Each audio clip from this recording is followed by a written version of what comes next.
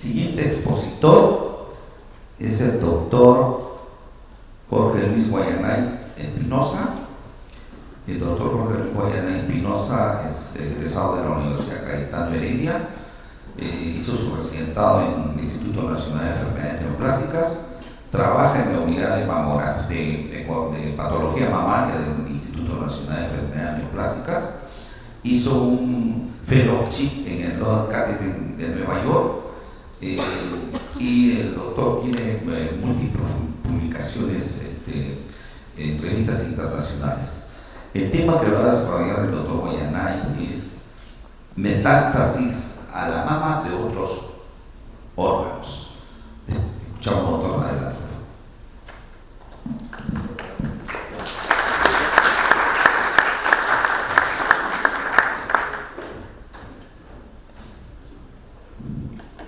Buenos días con todos, agradezco al comité por la invitación.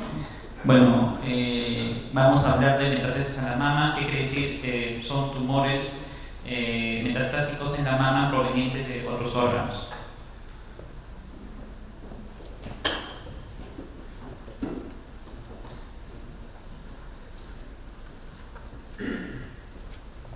Bueno, como estábamos diciendo, las metástasis a la mama son neoplasias relativamente raras en la mama, constituyen menos del 1% de las metástasis malignas encontradas en la mama. El primer caso fue publicado en 1903 y en la mayoría de los casos, cuando encontramos una lesión metastásica de la mama, proviene en la mayoría de los casos de la mama contralateral. Excluyendo esos casos, según los estudios, las metástasis que hacen las neoplasias que hacen metástasis a la mama con mayor frecuencia son el linfoma, seguido de melanoma, carcinomas pulmonares y, dependiendo del grupo etario, también los sarcomas. Es necesario y esencial diferenciar estas lesiones de neoplasias primarias de la mama, ya que el manejo es completamente diferente. Cuando se comprueba que una metástasis, que una lesión en la mama es una metástasis, el tratamiento tiende a ser más sistémico. En cuanto a las características radiológicas, estas van a variar dependiendo de la vía de diseminación que la neoplasia puede estar usando. ¿Y cómo es que se encuentran? Bueno, la mayoría de estas lesiones se encuentran de forma incidental cuando a un paciente que ya tiene una neoplasia conocida se le esté realizando estudios tomográficos, se encuentra el nódulo, ¿no? Muchas veces se pueden encontrar como nódulos palpables al examen físico y en otras ocasiones pueden imitar entidades inflamatorias, como por ejemplo la mastitis. Las características más frecuentes por tomografía y resonancia son relativamente inespecíficas. Muchas veces vamos a encontrar nódulos que realzan, en la resonancia también, ¿no? En algunos casos, como por ejemplo en el melanoma, pueden tener alta intensidad de señales en secuencias T1 por la presencia de melanina. Entonces, según la revisión de los casos en nuestra institución, hemos podido catalogar la metástasis a la mama en diferentes grupos con formas de presentación. Pueden ser presentadas de forma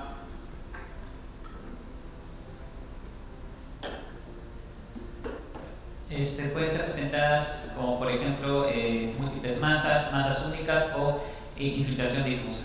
Vamos a detallarlo más adelante.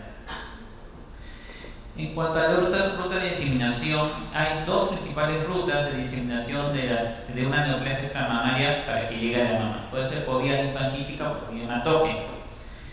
Cuando una neoplasia usa la vía linfangítica, como por ejemplo la mama contralateral o carcinomas de ovario, carcinomas gástricos, muchas veces vamos a encontrar engrosamiento de la piel, vamos a encontrar linfedema, trabeculación subcutánea. Muchas veces no vamos a encontrar lesiones focales, simplemente engrosamiento cutáneo y bueno, asociado a enopatías axilares en la mayoría de los casos.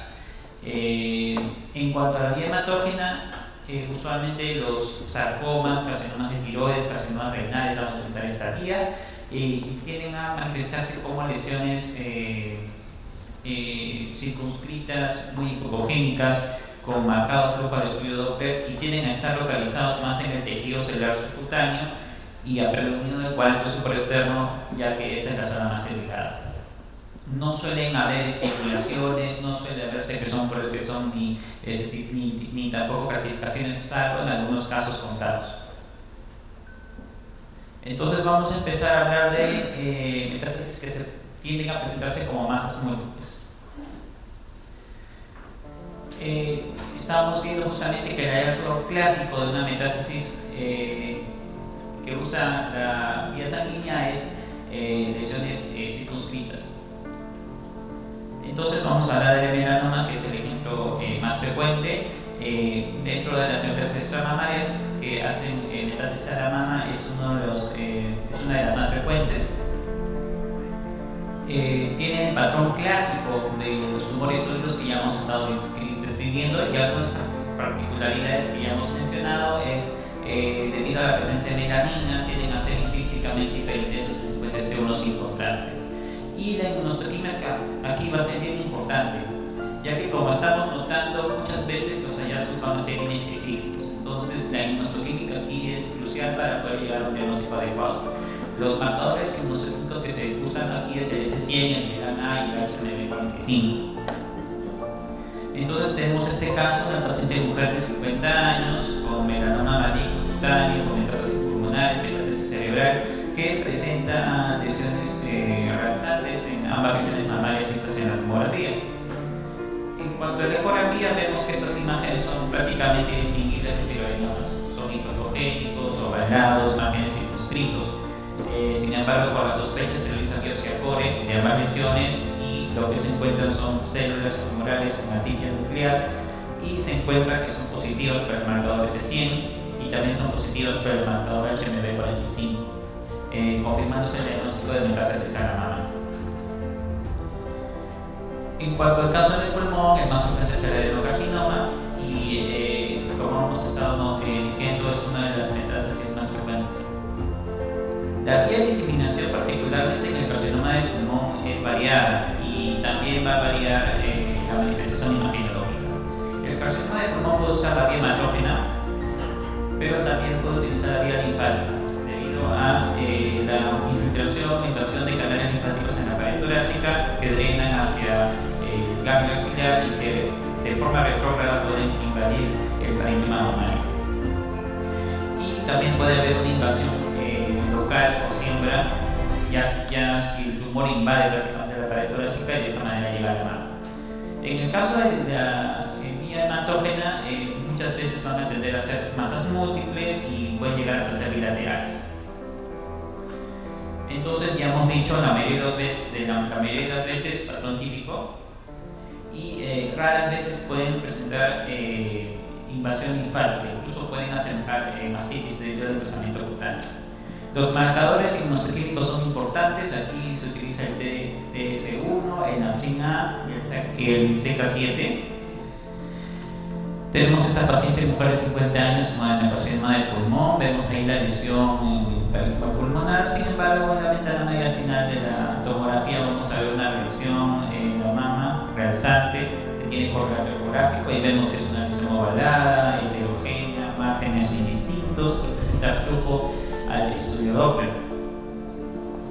La biopsia muestra que las células tumorales son positivas para el marcador de TF1, por lo que se confirma el diagnóstico de metástasis en la mama proveniente de adenocarcinoma de pulmón. En cuanto al carcinoma de colon, vemos que es la neoplasia gastrointestinal más frecuente en adultos y también es una causa de metástasis en la mama, aunque es mucho menos frecuente que las previamente descritas. Menos de 50 casos han sido publicados en la literatura. Hasta donde hemos revisado, el patrón clásico es el de las metástasis son sensorias, como ya hemos mencionado anteriormente, pero una particularidad de algunos carcinomas rectales es que algunos pueden ser hipericogénicos. Entonces es importante tomar en cuenta. En cuanto a la patología, va a haber marcadores, el CK20, el CDX2 y el SARP-B2 son importantes para confirmar el diagnóstico. Este es un caso interesante, es una paciente mujer de 47 años que viene por una masa en la región vesical derecha sin antecedente de neoplasia conocida. Entonces, aquí vemos en esta mamografía en incidencia lateral estricta, vemos el conglomerado ganglionar señalado por la flecha negra, y en la incidencia periódico-lateral de tomosíntesis de la misma mama vemos que también hay una lesión a nivel retroauricular. Ambas tienen correlato ecográfico y vemos que adyacente al conglomerado ganglionar hay un tejido irregular e hipocogénico. Se realiza biopsia core de estos hallazgos y se encuentran células tumorales que son positivas para el marcador CDX2. Luego, revisando, se realizó el estudio tomográfico y se encuentra justamente un engrosamiento tumoral a nivel del ciego con adenopatías adyacentes, por lo que de esta manera se llega al diagnóstico de metástasis a la mama proveniente del carcinoma del colon. En este caso en particular, la paciente vino a la consulta por la molestia en la mama y en la axila, más no por la molestia, por algún síntoma provocante para cáncer de colon. Y esto puede ocurrir, aunque no es muy frecuente. En cuanto al carcinoma renal, es una neoplasia que muy pocas veces se metástasis a la mama. Ahora estamos hablando ya de entidades mucho menos frecuentes.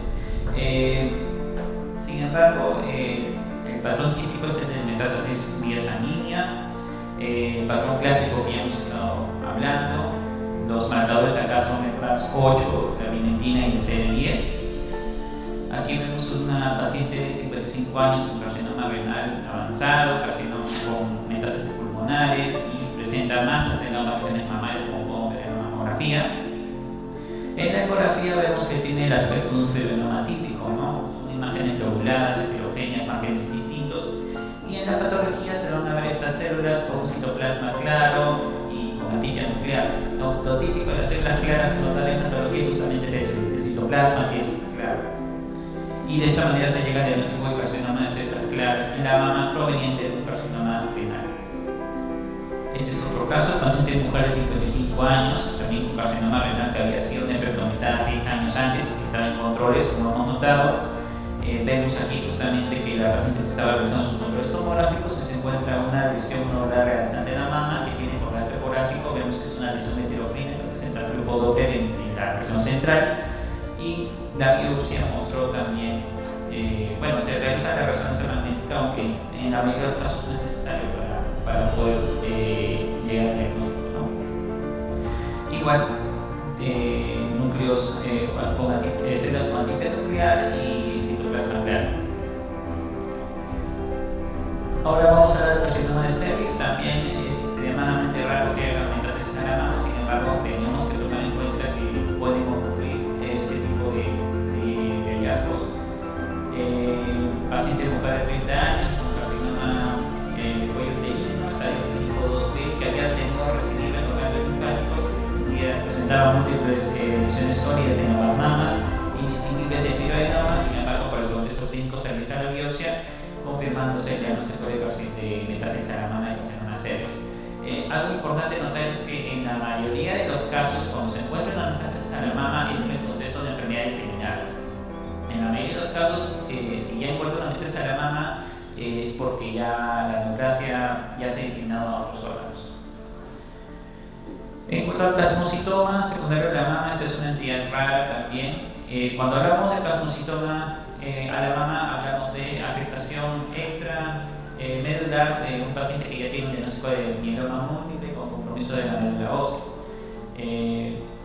Los hallazgos imagenológicos son inespecíficos, tienden a ser masas, como hemos estado hablando, y aquí el diagnóstico justamente se realiza mediante la inmunohistoquímica, el marcador CD138 de células plasmáticas y confirmar la monoclonalidad de las células es crucial para llegar al diagnóstico, ¿no? Muchos de estos pacientes son jóvenes, como notamos cuando vemos pacientes con mieloma múltiple que son jóvenes, tienden a diseminarse de manera más agresiva. Esta paciente mujer de 36 años presenta ya lesiones óseas, presenta ya adenopatías retroperitoneales, nódulos pleurales, metástasis ósea, compresión medular, y vemos justamente que tiene múltiples lesiones sólidas en ambas mamas, con correlato ecográfico. Son lesiones irregulares, márgenes lobulados. Y bueno, la biopsia nos muestra esto: células pequeñas redondas azules que son inespecíficas en hematoxilina y eosina, sin embargo son positivas para el marcador CD138 y son positivas para el lambda, pero no para kappa, donde se comprueba que son monoclonales. Entonces el diagnóstico fue plasmocitoma secundario Bueno, esto es parte del mismo conjunto de entidades que hemos estado hablando. Los sarcomas también pueden hacer metástasis a la mama, y vamos a hablar del propio de sarcoma en particular, ya que es un sarcoma de tejidos blandos frecuente en la edad pediátrica. Por lo tanto, también tenemos que tomar en cuenta, especialmente si se encuentra el subtipo alveolar, que es el más agresivo. El sarcoma tiende a hacer metástasis al pulmón, sin embargo, es raro que llegue a la mama, pero siempre hay que tomarlo en cuenta. Los marcadores inmunoquímicos acá son la desmina, la megenina y el mayo-de-Guam. Paciente mujer de 24 años con carcinoma nasofaringeo, con filtración orbitaria, presenta lesiones óseas metastásicas y venía también por una masa mamaria palpable. Por lo que se realiza la mamografía, se encuentra una lesión irregular, márgenes indistintos con color topográfico. Se realiza la biopsia y se encuentran células pequeñas glándulas azules que también son positivas para la desmina y para el mayo-de-Guam, conformándose el diagnóstico. En cuanto al sarcoma sinovial, es extremadamente raro que llegue a la mama, menos de 10 casos reportados hasta ahora en la literatura. Lo que hemos visto hasta ahora, y según la revisión de la literatura, es que tienen un hallazgo particular que suelen verse como lesiones quísticas completas. Paciente mujer de 33 años con antecedente de sarcoma sinovial en el brazo derecho, fue extirpada, tratado con quimioterapia hace 10 años, viene por un punto papal en el seno derecho.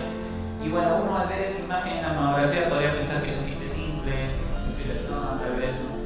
Y bueno, vemos que es una imagen redondeada, de circunscritos. Sin embargo, en la ecografía nos llama la atención esta imagen, ¿no? Es una imagen sólido-quística, refuerzo acústico posterior, márgenes circunscritos, con marcado flujo al estudio Doppler en la zona sólida. Y bueno, el diagnóstico fue confirmado por patología. Se encuentran estas células atípicas que fueron positivas por el marcador de 1, y de esta manera se confirma el diagnóstico. Lamentablemente, esta paciente, luego de la extirpación de esta lesión, volvió a presentar una lesión similar en la misma mama y fue mastectomizada, y después presentó una lesión similar en la mama contralateral, y está en control desde entonces. Ahora vamos a hablar un poco de lo que es las metástasis a la mama que se presentan como procesos infiltrativos. Tomar en cuenta que todas estas neoplasias pueden presentarse como proceso infiltrativo, pero también pueden presentarse como lesiones sólidas. No es, digamos, una sola vía que se puede utilizar. Cuando una neoplasia usa la vía linfática o la vía linfangítica, va a manifestarse como engrosamiento cutáneo. Muchas veces no se van a encontrar lesiones en la mama, por lo tanto el diagnóstico muchas veces tiene que realizarse mediante biopsia Punch. Vamos a hablar ahora del linfoma secundario de la mama. Es la metástasis a la mama más frecuente que se va a encontrar. Es más frecuente que el linfoma primario de la mama. Y bueno, dentro del subtipo de linfomas, el que más frecuentemente afecta a la mama es el de células B, específicamente de células B de difuso. También se han visto casos de linfomas de células T o linfomas de Hodgkin que no son tan frecuentes. Clínicamente, estos pacientes van a venir por bultos, masas mamarias palpables, y hasta un 25% de los casos pueden ser dolorosas estas lesiones. Hay adenopatías palpables, y también, si es que nos encontramos ante un linfoma de alto grado, estos sí tienden a tener un compromiso más de piel, tipo inflamatorio. Pueden haber síntomas B también, y como hemos mencionado antes, la mayoría de los casos estos pacientes ya tienen contexto de enfermedad diseminada. En cuanto a la mamografía, como hemos dicho, pueden ser lesiones nodulares cuando usan la vía linfangítica, engrosamiento cutáneo. Y algo bien particular en la ecografía es que muchas de estas lesiones tienen que ser muy hipogénicas, pueden asemejar quistes simples. Lo importante ahí es utilizar el Doppler, ¿no? Ya que son lesiones muy hipogénicas, pueden incluso tener refuerzo acústico posterior asemejando quistes simples, pero el Doppler es la clave. Le ponen el Doppler y tienen un marcado aumento de la vascularización. Bueno, la resonancia magnética es inespecífica, pero los casos en donde se ha realizado tienden a presentar curvas tipo 2. El PET-CT no se utiliza mucho para el diagnóstico, pero sí para el seguimiento y el control post-tratamiento. En cuanto a la inmunohistoquímica, que es muy importante, el CD20 es el marcador más utilizado, ya que es el marcador de células B, Pero hay marcadores de células T como el CD3, CD4 y CD8, los marcadores para el linfoma de Hodgkin, aparte de las células red stem, son el CD30 y el CD15, y también el CD3 y CD56 para el linfoma de tipo natural. Tenemos esta paciente mujer de 50 años con linfoma no Hodgkin tratado hace 2 años en remisión, que viene por hiperemia difusa en la mama derecha. Asemeja una mastitis, imagenológicamente también se parece a una mastitis, sin embargo se realiza la biopsia ante la sospecha por el contexto de la enfermedad de la paciente. En el estudio de PET-CT se encuentra que es una lesión con captación del FDG. Y bueno, lo que se encuentra son células pequeñas redondas azules inespecíficas. Esto puede ser linfoma, puede ser sarcoma. Sin embargo, el marcador CD20 es inequívoco y se confirma que es un linfoma secundario de la mama. Este es un caso de institución, paciente mujer de 29 años con antecedente de micosis fungoide. Es un linfoma de células T que afecta a la piel, múltiples placas dérmicas dispersas en todo el cuerpo y ha estado recibiendo quimioterapia. Presenta bulto en el seno izquierdo. En la mamografía vemos justamente la imagen en la mama izquierda, ovalada, de alta densidad. Sin embargo, vemos que hay una lesión más pequeña en la mama derecha y también de menor densidad, que aporta unos ganglios aumentados de tamaño y densidad. Se procede a la ecografía, vemos que la imagen en la mama derecha es hipocogénica irregular y lo que nos llama la atención es el marcado aumento de la vascularización al estudio Doppler. Mientras que en la mama izquierda esta lesión asemeja a un fibroadenoma, sin embargo tiene márgenes lobulados, es muy hipocogénico y presenta flujo al estudio Doppler. Se realiza biopsia con aguja reza de ambas lesiones y también se realiza biopsia tubular de los ganglios, ya que se encuentran ganglios sin hilo graso y con hilo graso desplazado. Se encuentran células positivas para los marcadores CD3 y CD4, que son marcadores de células T, y de esa manera se confirma el diagnóstico de linfoma secundario de mama de células T. Este es otro caso, paciente mujer de 29 años con antecedente de linfoma extramedular, de células anterior killer y células T, que no ha tenido adherencia a su tratamiento. Clínicamente esto parece una mastitis, sin embargo se realiza la biopsia y se encuentran células positivas para los marcadores CD56 y CD3. ¿no? Entonces también tomar en cuenta que en esos pacientes pueden asemejarse a una mastitis, pero de todas maneras, si es que el contexto y la sospecha no lo indican, deberíamos realizar biopsia. En cuanto al carcinoma de ovario, la mayoría de veces su diseminación es transperitoneal, sin embargo también pueden afectar a la mama y en lo particular, esta es una de las pocas lesiones que sus metástasis sí pueden presentar calcificaciones debido a las calcificaciones de los cuerpos de Samoma. Entonces, en este caso en particular sí pueden haber calcificaciones en estos hallazgos, ¿no? Ecográficamente pueden verse como lesiones nubulares o también como engrosamiento cutáneo, ya que puede haber también diseminación imaginática.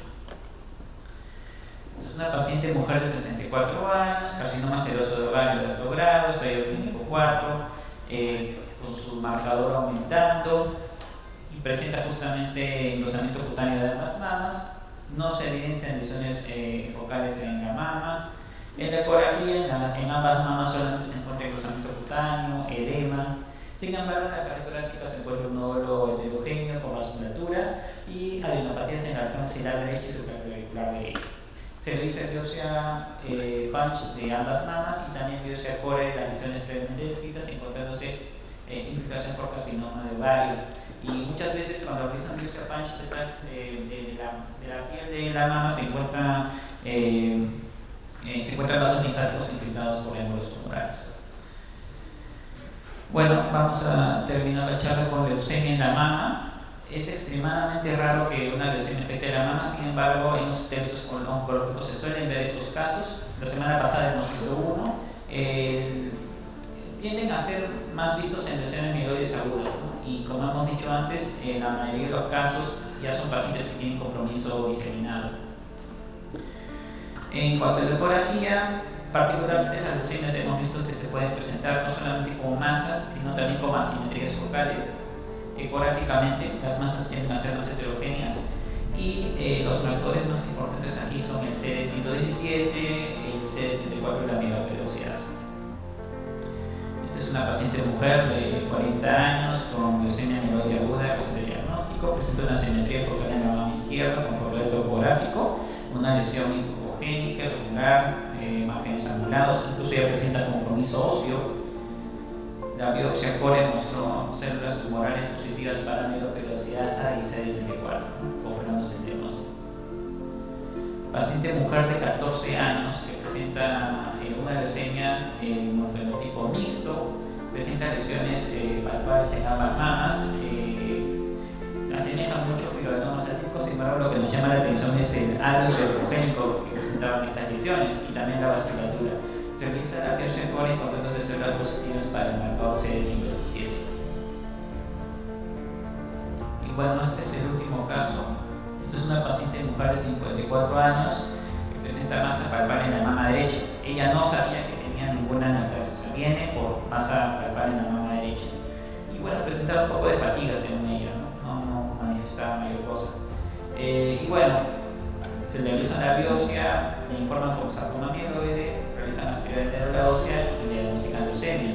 Entonces, en este caso, de forma incidental, se diagnostica la paciente de la leucemia presentada. Las lesiones tienen correlato ecográfico, incluso tienen captación al FDG, presenta también realce a la complacencia en la resonancia magnética, ¿no? Entonces, esto es una otra forma de presentación. Entonces, es muy importante tomar en cuenta que ante una neoplasia que es negativa para los marcadores estrógenos, los interferona HER2, y que no tiene componentes citos, esto es bien importante. Las neoplasias no tienen componentes citos, que no son primarios del órgano. Tenemos que considerar metástasis a la mama dentro del diagnóstico diferencial, porque en estos casos el tratamiento es sistémico. Es importante considerar estos casos, ya que también nos permite guiar al patólogo hacia el uso de la inmunohistoquímica adecuada, ya que muchas entidades no cuentan con la facilidad de muchos marcadores inmunohistoquímicos